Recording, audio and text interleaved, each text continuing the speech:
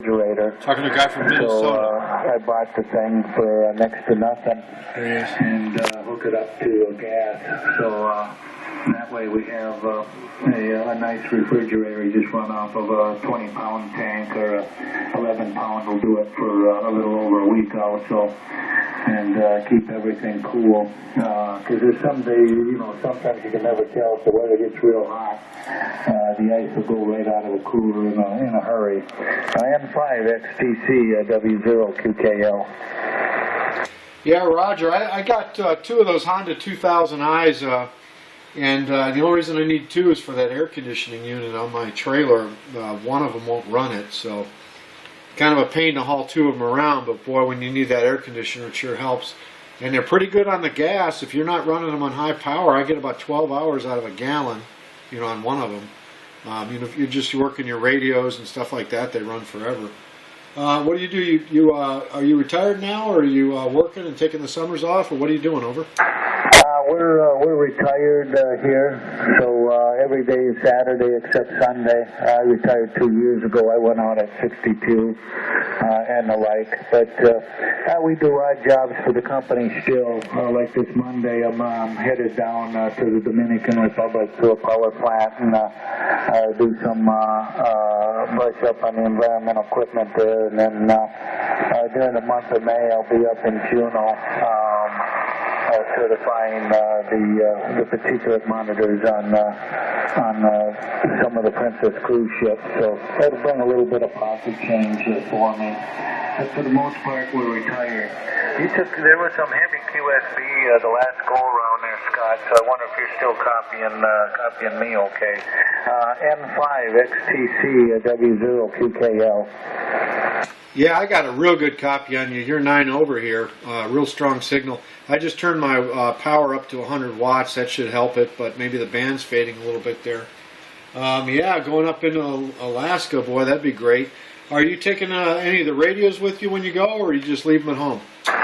No, I leave them at home. I've got a Yaesu FT897D that I use mobile and the like, but usually when I travel, there's not really a lot of time, and then, the other pain is to kind of throw up an antenna in the hotel. I could probably throw up, a couple of dipoles or the like, but I've never really bothered with it.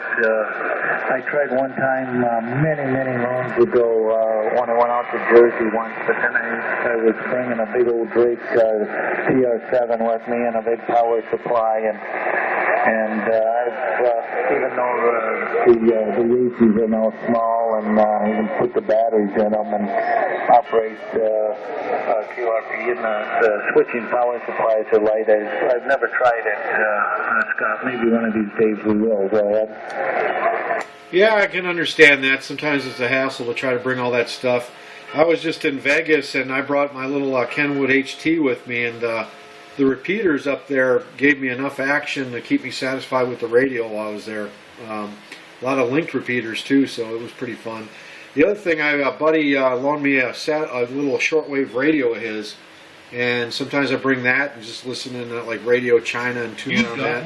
Kind of keeps the the radio demons at bay. At least you got something to listen to there, and it's battery operated, so that's kind of nice. But yeah, you don't want to haul that stuff every time. But this summer I'm bringing everything with me. I'm going to bring some ham sticks and a couple of dipoles, and I'm going to do radio from the road. Over.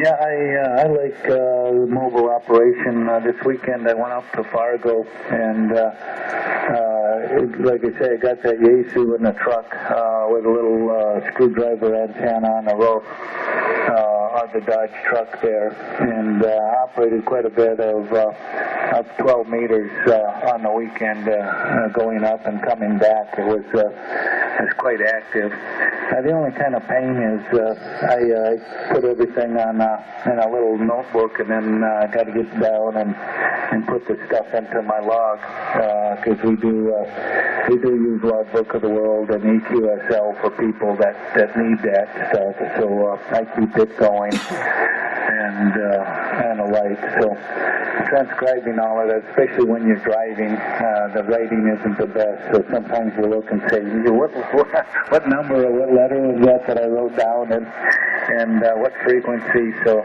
that's the only pain when I'm on the road for operating mobile N5XTC W0QKL.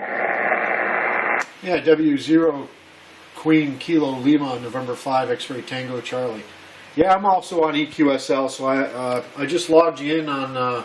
I use HRD log and as well as the log on QRZ, so you'll probably be getting an EQSL card from me. It sends it automatically, and I'll probably get Minnesota as a state from you. I don't know that I have Minnesota confirmed on EQSL.